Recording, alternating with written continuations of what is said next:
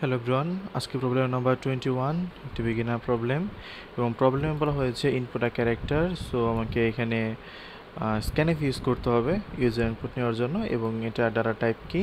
এটা data type হচ্ছে 4 means character, then print the next character. So print করতে বলা হয়েছে, so print a function, scanf function. So দুইটা ফাংশনের কথা বলে দেওয়া হচ্ছে অ্যান্ড প্রিন্ট কী করতে হবে? নেক্সট ক্যারেক্টার মিনস আমি যে ক্যারেক্টার নিব, আমি যদি এ নেই আমার প্রিন্ট হবে বি, আমি যদি সি নেই ক্যাপিটাল সি প্রিন্ট হবে ক্যাপিটাল ডি, আমি যদি স্মল এ নেই আমার প্রিন্ট হবে স্মল বি।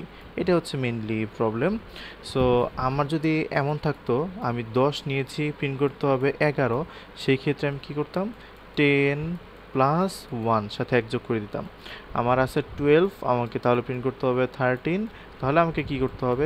12 প্লাস 1 ইকুয়াল 13 বানাতে হবে।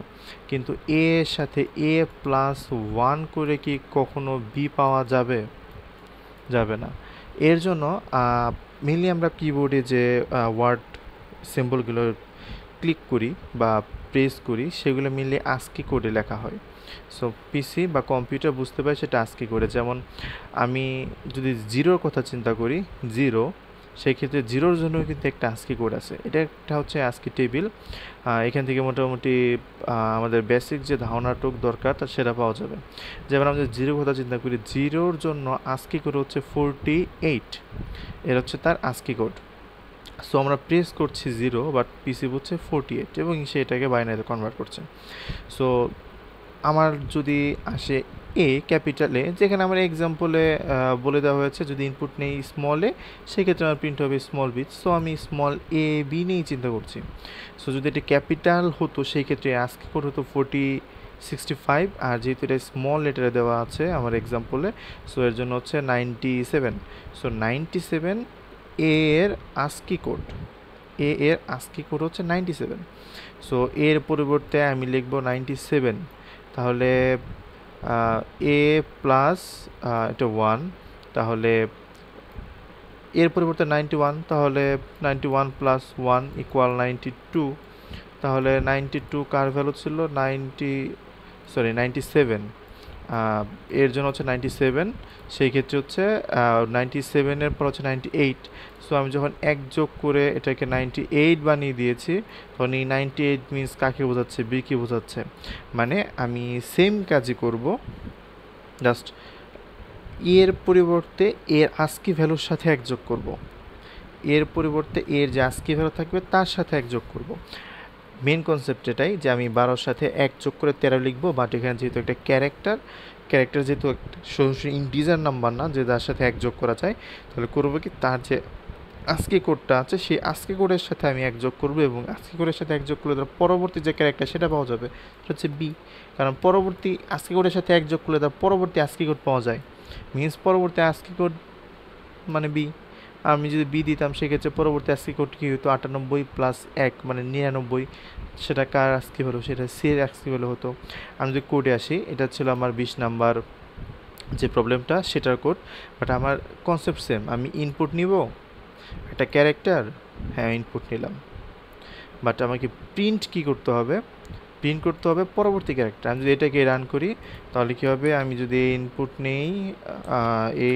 নেই আমার আউটপুট আসছে এ, বাট আমাকে কি করতে হবে? যা ইনপুট নিব তার পরবর্তী সংখ্যা, এটা ক্যাপিটাল এ হইলেও যা, স্মল এ হইলেও তাই, পরবর্তী ক্যারেক্টারটা প্রিন্ট করবে।